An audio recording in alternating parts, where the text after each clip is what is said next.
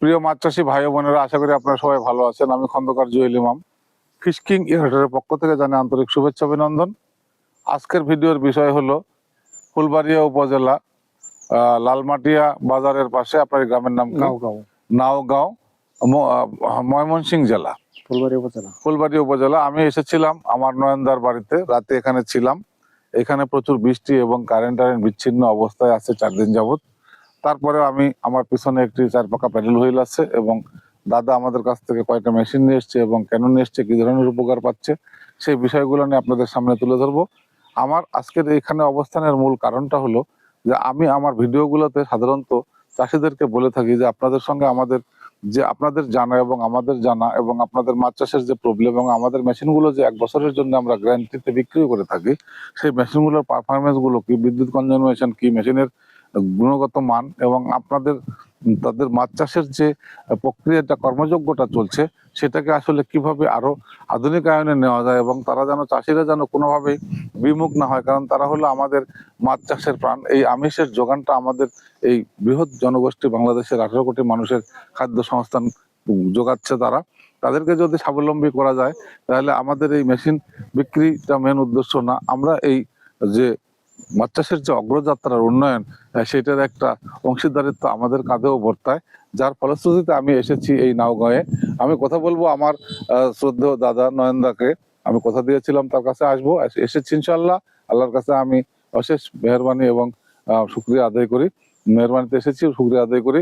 তো নয়নদা, আপনার এলাকা এবং আপনার পুরো নাম এবং আপনার গ্রামের নাম, আপনি কয়টা পুকুর চাষ করছেন, এই বিষয়টা যদি একটু বলতেন। আদাব, আমার বাড়ি হলো নাওগাঁও গ্রাম, ফুলবাড়িয়া উপজেলা, ময়মনসিংহ জেলা। তাই আমি মোটামুটি দীর্ঘদিন যাবৎ মাছ চাষ করতেছি। তো মাছের সমস্যা, মাছ বাসে, মাছ এবং ভালোভাবে ফলাতে পারি না।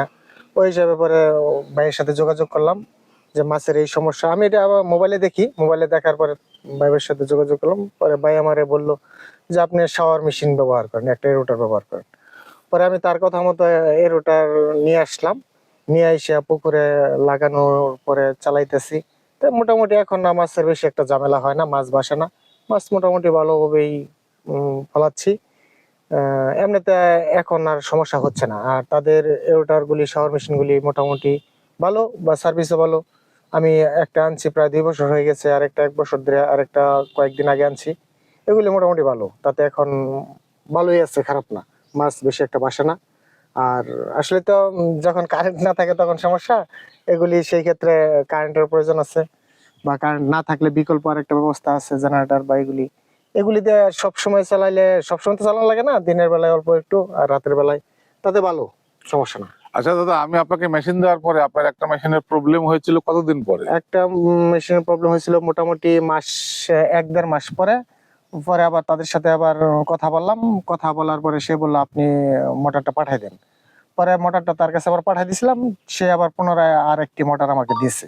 নতুন মোটর দিয়েছিলাম। নতুন মোটর দিয়েছে। তাহলে আমি আপনার সঙ্গে যে কতগুলা ব্যাংক পরিবর্তনের, সেগুলো ঠিক রেখেছিলাম বলে আপনি মনে করেন। এখন আপনি পুকুর মোট কয়টা চাষ করতেছেন? আছে 5-6টা পুকুর আছে। এই পুকুরগুলোতে আপনি কি ধরনের মাছ চাষ করতেছেন? যেমন আমাদের মুখের সামনে একটা পুকুর আছে, যেটাতে আপনি এয়ারটা এখনো নাই। এখন নাই। এই পুকুরটাতে আপনার কি ধরনের মাছ আছে? এই পুকুরটাতে আমার পাবদা আছে, ট্যাংরা আছে, আর সাদা মাছ যেটা বলি আর কি, রৌ, মিরকা, সিলভার, কার্পো, এগুলি যে বলি, এগুলি আছে আর কি। এগুলো আছে।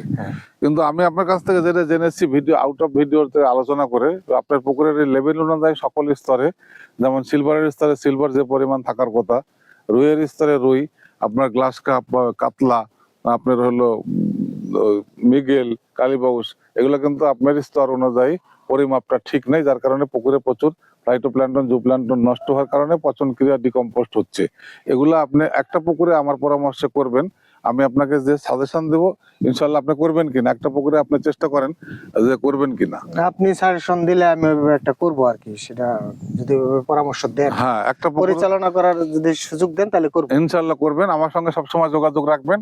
এই যে দাদার বাড়ি আমাদের সামনেই, দাদার বাড়ি, বাড়ির সাথে এই পুকুরটা, এই বাড়িতেই, এই যে সোজা এই ঘরে আমি রাতে ছিলাম দাদার আপ্যায়নে, এবং আমি দাদাকে ধন্যবাদ জানাই যে তার আন্তরিকতার জন্য।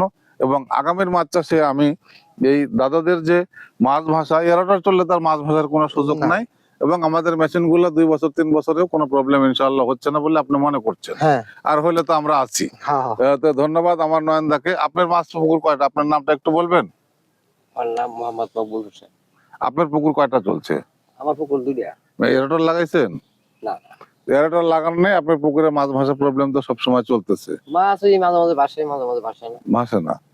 তো সবার মাছ ভাষা বন্ধ করাই আমাদের হলো মূল প্রত্যয়। আগামীর মাছ চাষে যিনারা আমাদের কাছ থেকে মেশিন কিনতে চান, আমাদের স্ক্রিনে দেওয়া নাম্বারে যোগাযোগ করবেন। আর এই ফুলবাড়ী উপজেলাতে এই লালমাটিয়া, কিশোরগঞ্জ, তারপরে আমাদের সব ফুলবাড়িয়া সদর, তারপরে আসিম বাজার, এরকম অনেক বাজার আছে, মুক্তা মির্জা আছে আসিম বাজারে, ওখানে আমরা যাব। সব জায়গাতে আমরা মেশিন দিয়েছি, অসংখ্য মেশিন দিয়েছি। আমরা সেগুলো পর্যায়ক্রমে ভিজিট করবো এবং সকল চাষিদেরকে আমরা সহযোগিতা করার চেষ্টা করব মাছ চাষের আধুনিকায়নের বিষয়ে। এবং আপনারা যারা আগামীর মাছ চাষে সুন্দর এবং সুষ্ঠুভাবে মাছ চাষ করতে চান এবং এই শিল্পকে এগিয়ে নিয়ে যেতে চান, তাদের এই মাছ চাষের সফলতার সঙ্গে আমরা থাকতে চাই এবং যে কোনো সমস্যায় আমরা বুদ্ধি দিয়ে, আমাদের মেধা দিয়ে, আমাদের শ্রম দিয়ে আমরা সহযোগিতা করতে চাই। ইনশাআল্লাহ এই মাছ চাষের মধ্যে দিয়ে আমাদের দেশের বেকারত্ব অনেকটা এগিয়ে যাবে কর্মযোগ্যর দিক থেকে। সবাইকে ধন্যবাদ জানাই। সকলের মাছ চাষের সুস্থতা, সফলতা এবং দীর্ঘায়ু কামনা করে শেষ আইতেছি। করছি। দেখা হবে নতুন কোনো ভিডিওতে। ভালো থাকবেন সবাই। আসসালামু আলাইকুম।